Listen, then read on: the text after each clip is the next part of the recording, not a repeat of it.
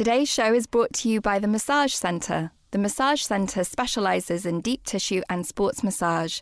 They are located in London near Turnham Green Tube Station. Call 0208 166 8958 to book your appointment.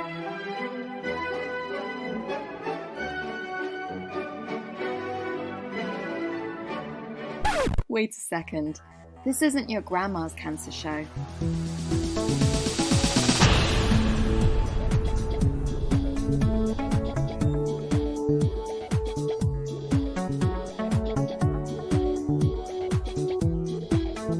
Not your grandma's cancer show. Hi, I'm Tatum, and this is Not Your Grandma's Cancer Show. Today we are... Shh.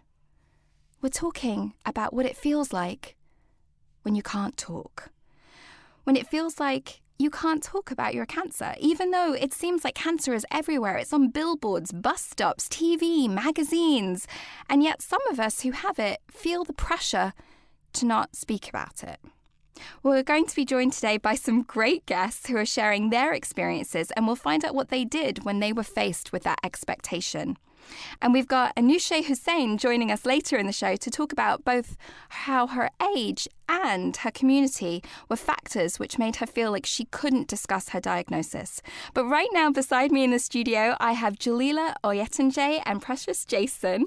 Thank you so much for joining me today. Thank you. Thank you.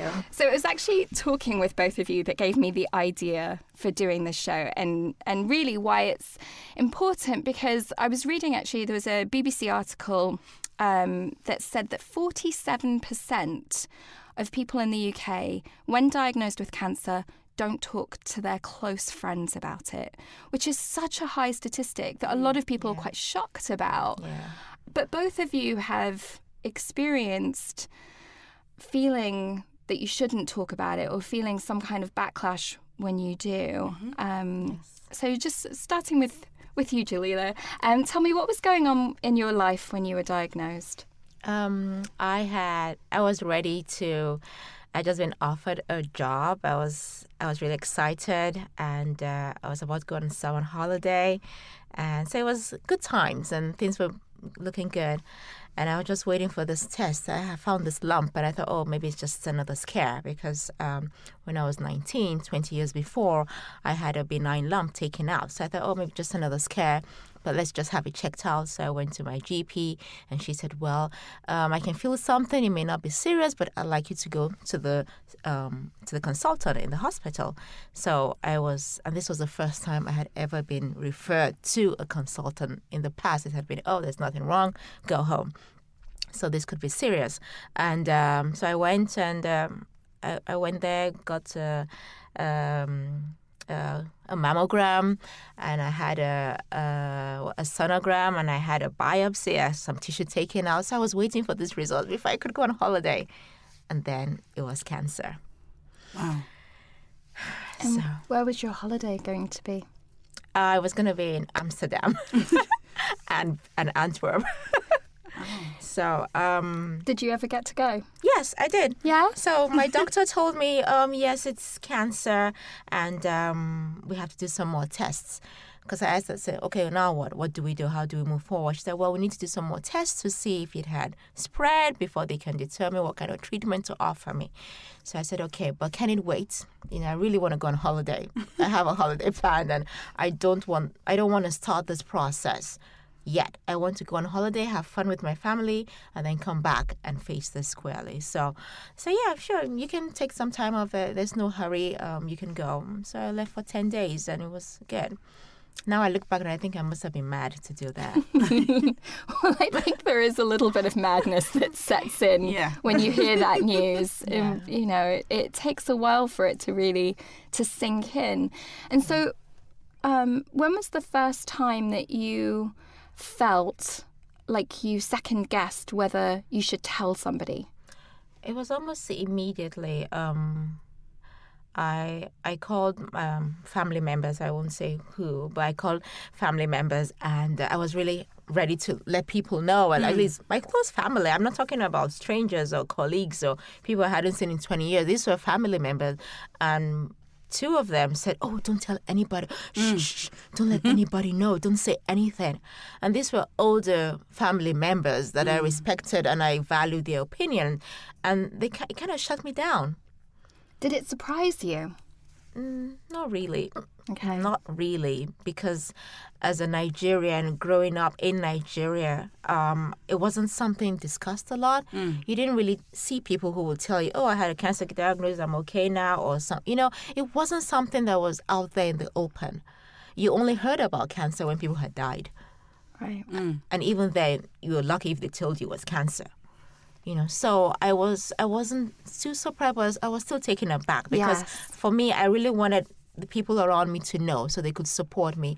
And if two older members of my family were telling me not to say anything, it kind of shut me up in a way that I didn't see happening originally. So I kind of held back. I mean, And yeah. I can see you nodding, Precious. So was that a similar... And how old were you, Precious, when you were diagnosed? I was 33. 33. Yeah. And was that a similar thing for you, that it was almost immediate? Well, I had been sick for a while, so I had lumps all over. My spleen was enlarged, but at the time I didn't know that was my spleen. And I had high fever, so I did go in to see my GP a few times, and he just said I was really stressed. And I woke up one morning, rushed out to work, and I passed out glamorously at Hampstead Tube Station. And next thing I know, I was in an ambulance, and next thing I know, I was told I had cancer. So it was quite a shock to my system as well. And what type of cancer? I had chronic myeloid leukemia. Apparently, it's the best kind of cancer to have. I don't know who comes up with these things. I was about to say. No. I don't think there's some kind of grading hierarchy of I them. know the mean, doctor said, "No, you have CML.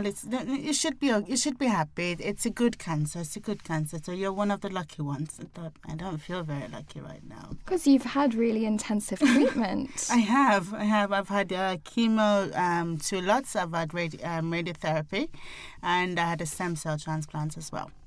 So it's been pretty hardcore. Yeah. And how did your family and friends respond? Well, when I fainted and got resuscitated, I did call my brother on the way to the hospital, and thankfully, he came to hospital with his wife, and she was actually the one who found out my diagnosis before the doctors broke the news to me, and she's a pediatrician. So I had both of them at the time. But the main thing was when I was given the news by one of the doctors from the hospital, we sort of worked out who to tell and in what order. So we made a very short list, and I think I got to person number 2, and the first thing was, "Oh, don't say anything. Don't tell people, because it's not a good thing to it's not a good thing to say." So yeah, I got shut down pretty early as well. Did you feel that in hearing that they were trying to care about you in terms of, or was it that, like, what do you think were their intentions with saying that it would be easier for you if people didn't know, or it would be easier for other people not to hear about it? Both. I think being African, being Nigerian, I was also religious. So something like cancer, it's a big no-no. It's, you've failed, you've done something wrong, you've sinned against God. It's a stigma the family doesn't need, all sorts of things. We're a funny lot. So would you say that shame is... Yeah, there's a big shame thing. Don't say anything, because it's like a last mechanism. We will come across as weak simply because one person is going through this cancer experience. And how about your friends? I had a mixed bag. So I did make the list, and I had some long-term friends. I marked stars next to their names because they were guaranteed to support me. turned out they weren't very good at the supports thing. So that was very hard. Telling them, expecting their support and not getting it was quite tough. The ones I didn't think would actually support me turned out to be wonderful. So I've Really? made a lot of transitions in the last few years. I've had to drop a few people and pick up some more. Been scared doing it, but I'm doing it. Yeah, and Jalila, how did your friends react? They were supportive. Well, I told family and a few friends at the beginning, and when I got better, I think when chemo was over, when I felt stronger, I told more people. Okay. But during chemo, when I had my mastectomy, I didn't want so many people to know. I only wanted my family, people who saw me, and also because I live in England, and most of my family and friends are all over the place. America, Nigeria, Dubai, all over the world, and explaining to people over the phone that yes, I've had a cancer diagnosis, but I'm okay, I'm fine, I'm going through treatment. I mean, it just doesn't sound right. Yeah. And so for me, I wanted to be at a place where I could actually feel right. Chemo was over, I was feeling stronger, and I had the possibility of seeing them. I could travel, and for them to see me and say, oh, okay, you are fine. And so I only told a few people at the beginning, and then once chemo was over, once I felt stronger, when I was able to travel, then I told more people, and you could tell in my voice that I was stronger. But with chemo, you'll feel like rubbish at the beginning, and so it was just up and down, and it's not really, there's not much fun telling somebody, I have a cancer diagnosis, but I'm okay, but you sound like rubbish on the phone. So for me, I think if my family had been here in England where they could see me, if I had grown up here in England and had my support here, it would have been easier. But my family here in England, they knew all about it from the get-go. I told them, they were here for me, and they'd come see me and all that. So yeah, that's how I dealt with it. And I think for my family telling me not to tell people, I think it was both. They were both trying to protect me because they understood the cultural dynamics of cancer in Nigeria. It's not something that, fine, cancer is not to be celebrated, but it's also not something to be stigmatized for. But culturally, we don't have the kind of support that you can get here right now in England, for instance. I know it's not always been this way in England, but at least right now, I found it easier telling people in England, most of them strangers, that I was going through chemo, than telling people in Nigeria, or even telling Nigerians who live here. It was harder, and that's because of the cultural change, the difference. And so I think my family was trying to protect me from that, and also to protect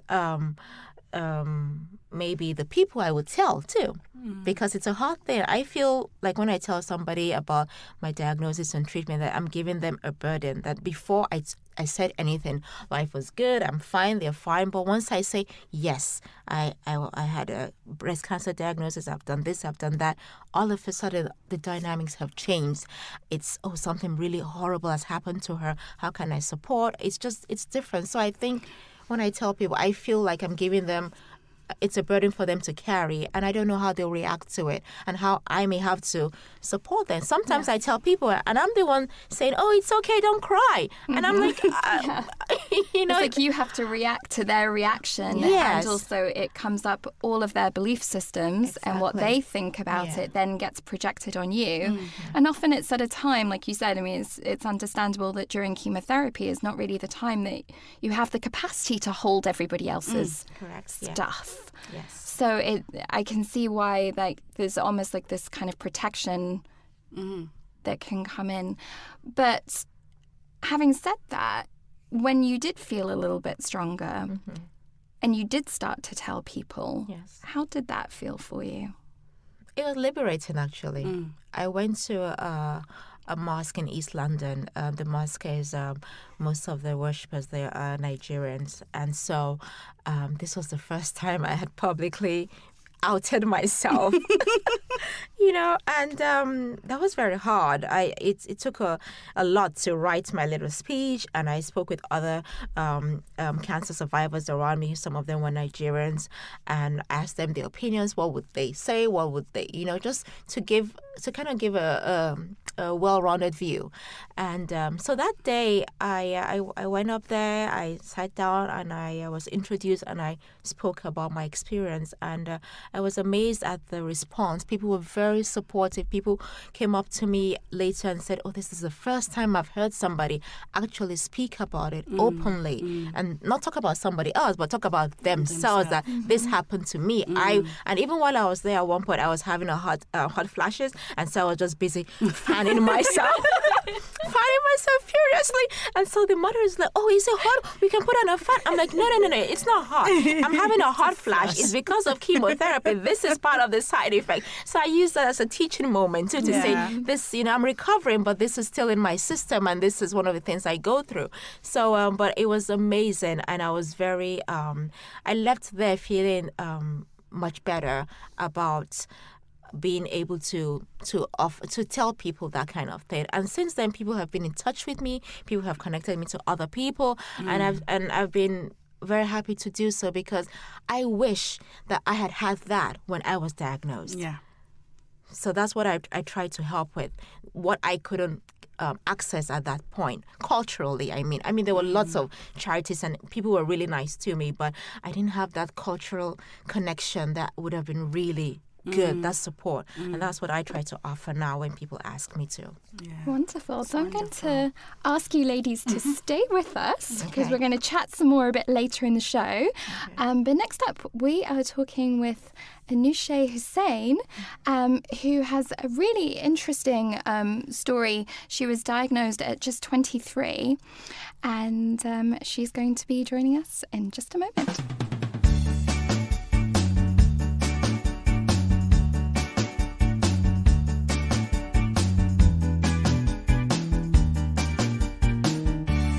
Hi Anoushe, welcome to the show. Hi, Tatum. Thanks. So you were 23 years old when you were diagnosed, and you were living in Luxembourg. Yeah, very strange place. Did you grow up there? Yeah, but there's, the whole population is 500,000 people. So it's a really, every time you go shopping, you're going to meet people for instance. It's a really small place. And how do you feel that because it was small, did you get to meet anyone your own age? Generally, yeah, of course. Sorry, that was diagnosed with cancer. That's what I meant. So, given it's a small place, when I got my diagnosis, I knew one person who'd been diagnosed at 19, but that was sort of 5-6 years before me. And when I got my diagnosis, I'd been the second youngest at the time with that particular diagnosis ever in Luxembourg. Ever? Wow. Ever. And the last one was when I was about 10 years old. So I know her. I actually know her because she's my friend's sister, funnily enough. But it was ever. So and can you tell me a little about your diagnosis? It was a bit of a funky one. We found a lump. Had a stomach scan. They caught my boob in the scan and found a lump in my boob at the same time. I got told by my surgeon at the time, who didn't want to operate, that it looked benign, so we didn't do anything about it. 6 months later, after I'd come back from a 3-week holiday, it had tripled in size to 6 centimeters, so we took it out. Wow. And I got a call a week later saying it was benign.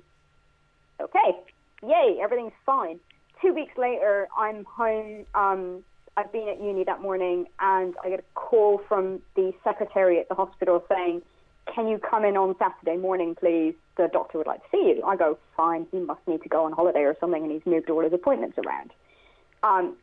With hindsight, I went to the hospital on my own because I wasn't expecting any problems. My mum was abroad. It was a lovely summer's day. I went in and realized I was the only person in the hospital, so they'd opened the hospital just for me that day. And he tells me I have abnormal cells. He didn't actually use the word cancer. And I just went, "That means cancer." And he's like, "Yeah, abnormal cells." I'm like, "No, you have to say the word cancer." And so he said, "Yeah, it's cancer." that was my diagnosis. 7 days later, I was being operated again, and then they were lining up other surgeries and chemo, radio, and, the whole lot, really. How many surgeries did you have in total? So 2 lumpectomies. I did an ovary conservation in Brussels, so I had to change countries to do that one, because Luxembourg didn't have these, and also I had a port inserted for the chemo. So 4 surgeries in total in the space of about 6 weeks. That is a lot. And did you go to a support group when you were in Luxembourg? Well, I got given a leaflet for a support group, specifically for breast cancer, and I thought, ooh, this will be interesting. I knew my art teacher from when I was in high school was in that group because she was suffering from breast cancer at the time. And I went, and I went there a few times. But the thing is, I was the youngest person there by 30 years, which was a slight issue. So I couldn't really relate to anybody. And then every time I complained about, I don't know, sores in my mouth from the chemo, or hot flushes, or being unable to handle a smell, or just feeling knackered, or bone pains, or God knows what else, they go, well, you're young, you'll be able to handle it. You don't have a right to complain. So I sort of just stopped complaining and stopped going to the support group. Yeah, I mean, that is a really powerful way of being shut down, being told that you can't talk about it. Or just that you're young, so you should be able to cope with it. Right, and actually, it's that's not what you should be dealing with at that point in your life, and you have so much longer to be dealing with the after effects than when someone is that much older. And was it just the other people in the group that were doing that, or did you find that reflected in the medical staff's attitude as well? So it was really interesting because the way my diagnosis happened was that the surgery was supposedly curative. So the chemo, the radio, and the hormone therapy I'm on now are all actually just there to help me prevent a remission rather than actually cure me. So as such, the doctors and the medical staff were treating it like that. So on the day I finished my last chemo, the nurse said, well, that's it. You can look at the last 18 weeks as if it was a blip in your story and carry on as if nothing happened. And I was just like, I've just been through 18 weeks of hell. I've now got 20 days of radiotherapy. I start my exams at uni the day after my radiotherapy ends. Like, I ended on the 19th of Jan, and my exams at uni started on the 20th. You're telling me everything is fine? My brain doesn't work. Nothing works. I mean, it felt so wrong to hear that, but at the time I believed it. Right. And were you able to talk to someone during this time? So I had my parents and my brother and my sister-in-law at the time. But at the same time, they see you going through everything, and you don't want to worry them anymore about what's going on in your head. So they see the physical side of things, and I'm sure they feel the psychological side of things, but I didn't want to burden them with any more than what I felt to be a burden already. The hospital gave me a therapist at the time because I was having psychosomatic puking, which was really fun. Nurses were taking straws. Shortest straw got me when I had to do chemo. So, yeah, I got a therapist at the time, but that dropped off the minute I finished chemo, and I haven't seen her since. And that's it. In terms of medical support, that was it. I did contact about 4 friends that I've known for 20 years, and they're still with me today. So they've seen me go through the process. They've seen me today. And they stuck with it. I mean, the problem is that all my friends were living abroad at the time because we were all studying. So there was only sporadic contact with them.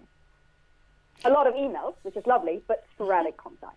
And how was it within your social circle and like your wider community? Yeah, so they have no idea. They still don't. Because I wear a headscarf, nobody noticed that my hair had fallen off. I used to do makeup for my eyelashes and my eyebrows. People had seen, obviously, I looked horrible, but nobody asked. And we never told anybody in the community in Luxembourg. And in fact, not even in my wider family, not even in the UK, it's nobody knows. And what were some of the reasons behind that?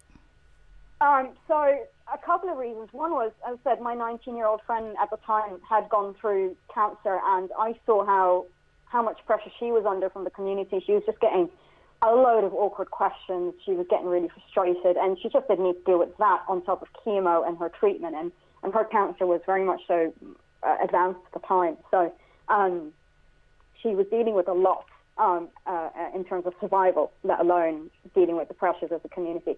So I saw what she went through, and I just went, I don't want to go through that. I don't need to handle the community's expectations or need to answer the community's questions now while dealing with chemo. The other thing is I was born missing one arm, so the community already sees me as somebody with a disability and overcoming a disability. So another health issue on top, I really didn't want their pity either, because that's what I would have gotten. Is that how you felt? Oh, poor her. Right, that you would have been sort of seen as having an additional disability? Is that how? Yeah, and then like Precious said, there's the religious factor as well. Culturally, you get something bad happening to you. You must have done something bad in the past, or somebody's, God's trying to bring you to the right path, or it's an awakening, or, somebody somewhere has, broken a mirror. You never know. But it's that type of stuff. And, I really didn't need the religious judgment coming down from people. We were paranoid enough at home, why did the cancer happen? Because there were no factors in my case, not genetics and nothing else. So, I didn't really want people sort of going, oh gosh, something religiously wrong must have happened in the process. I just didn't need that judgment. No. And that is something that I don't think people realise sometimes that they're doing it. I mean, sometimes it's really blatant, but, certainly having had the experience of someone looking at you and go, they, squint their eyes and they're like, but what did you do? Yeah. It's meant to be. There must be something good in this. Right. The gift. Yeah, the gift of cancer. Yes. And it's a gift that keeps on giving. It certainly does. And if anyone can find the gift exchange receipt, I'm totally bringing that shit back. Yeah. Thank you so much for chatting with us. Please stay with us, because I'd actually love to chat some more with all of you to find out a bit more about what's going on in your lives now, and some of the ways that you've overcome like really huge pressures. So Anoushe, stay with us, because we're going to be back in the third part of the show with all of us chatting some more about where all of you are going now, and where you are in terms of dealing with other people's expectations.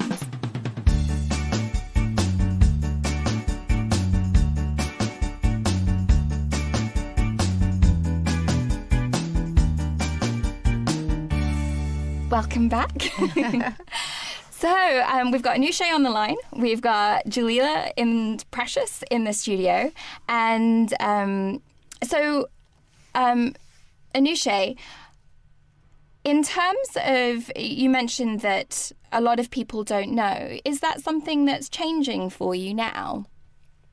Yeah, so I'm at, next month will be my 5 years since diagnosis. So I've had time for my body to adapt, for myself to adapt. I've also moved to London. I'm living on my own now. And when I moved, I got in contact with Shine, because I sort of realized, cancer is still part of my life, but I don't actually have anybody who's new, really. And that's when I realized, actually, I want to talk about it. This doesn't need to be a secret anymore, and I can handle the dodgy questions or the dodgy judgments that might turn up. 2 months ago, I came out at the office. So my line manager and some colleagues knew already that I'd had cancer, because obviously I disappear for hospital appointments and things like that. So they need to know in terms of my working arrangements. But now 1,500 people at the office know, which was funky, to say the least. It's actually made the office space much more enjoyable. And people are now coming to me when they need to go find Shine, for instance, which is cool. So you feel that actually that experience of opening up to your colleagues has meant that you've been able to help other people? Yeah, I can help other people. And then the other thing is I'm 5 years down the line. I mean, everybody's, trip through cancer is different, and everybody will have a different sort of time where they'll be at 5 years. Hopefully they'll be at 5 years, 10 years, whatever. But they can look at me and they can say, oh my gosh, she has a visible disability. She's had to deal with chronic health issues.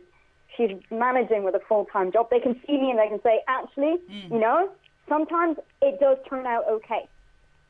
And that they can see me and they can see that actually I'm now using cancer as something that I'm gaining strength from rather than seeing as, something absolutely horrible, but I'm using the silver lining like mad. And I mean, next year I'll be launching my own website in which I'll be coming out publicly that I had cancer. I let a couple of people in my community know recently, and the reaction's been pretty amazing. That's brilliant. Amazing. I mean, a friend of mine who we've been reasonably close, but not close enough to disclose this type of stuff.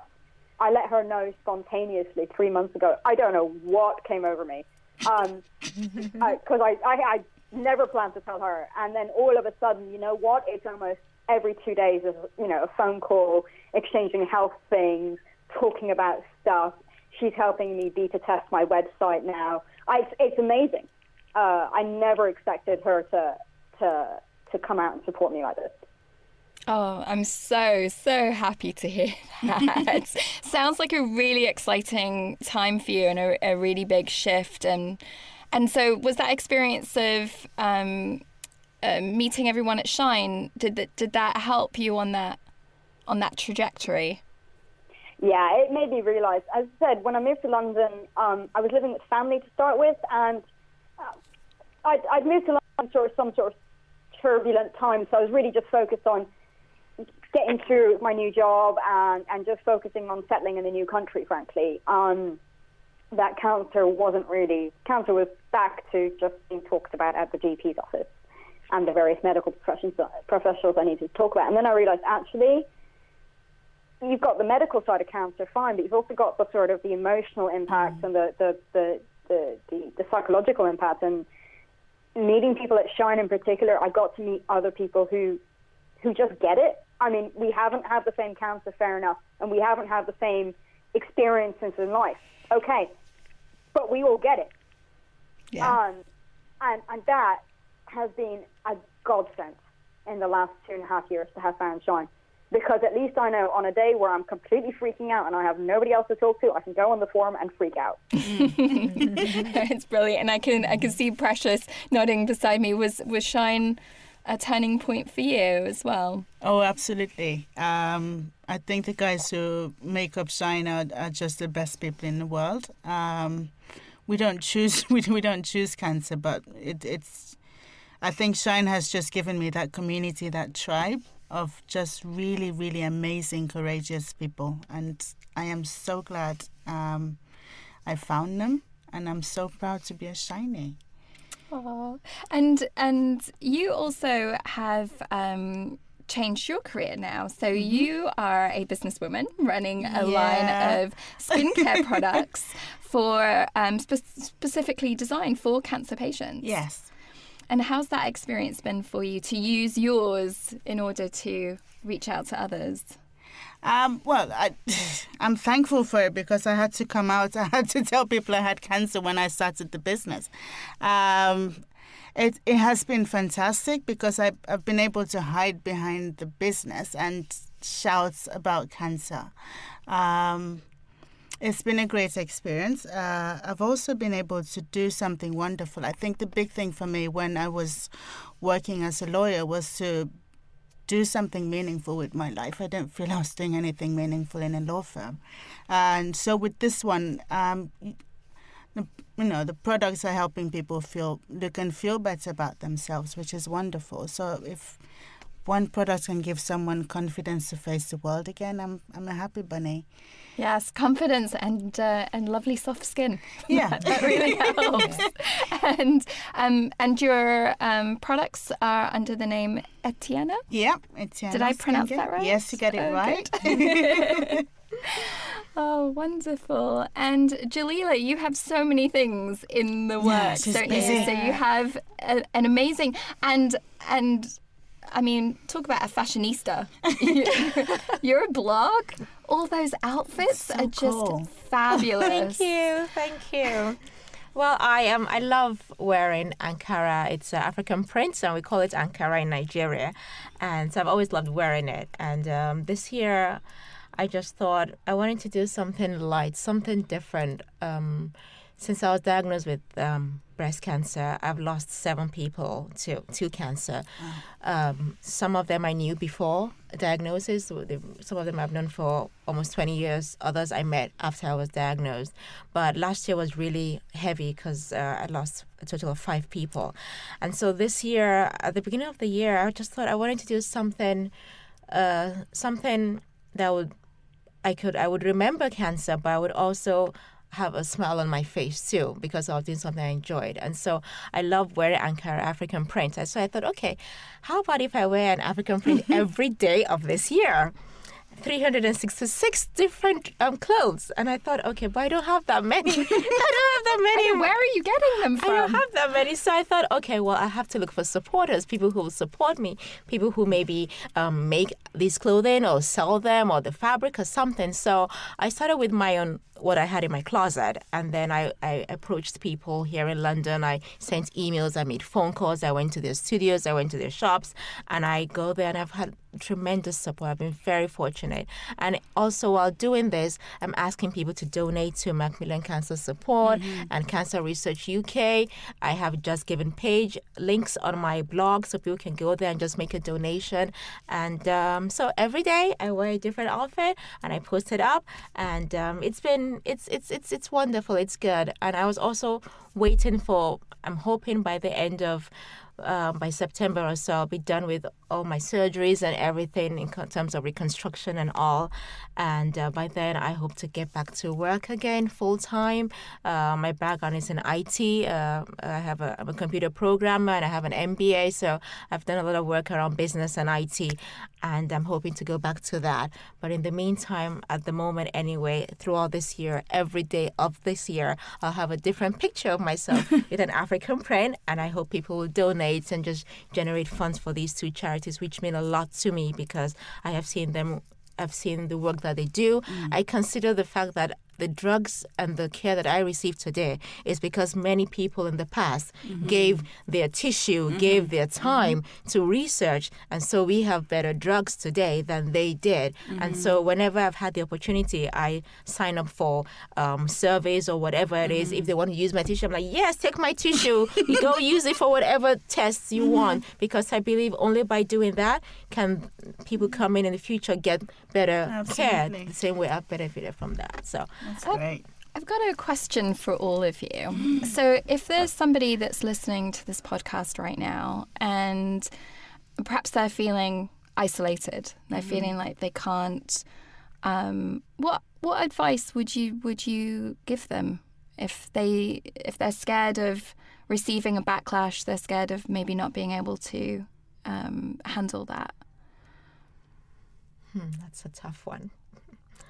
I would say if they can find, even if it's just one person, if they can find one person that they can open themselves to, start from that one person. And that it's okay for them to feel lonely. Whatever they're feeling, it's okay. They don't need to justify it to anybody. It's okay. And that they should just go with how they're feeling, whatever's going on. They should not be too hard on themselves. That's what I think that's what I did to myself. I was very hard on myself. I had high expectations of myself, but it's okay. Just feel whatever you feel. See if you can find just one person to start off with. And as you feel better, as you feel more open to sharing, then go for it. But it's whatever you're feeling, it's okay. Anoushe, would you have any tips to share?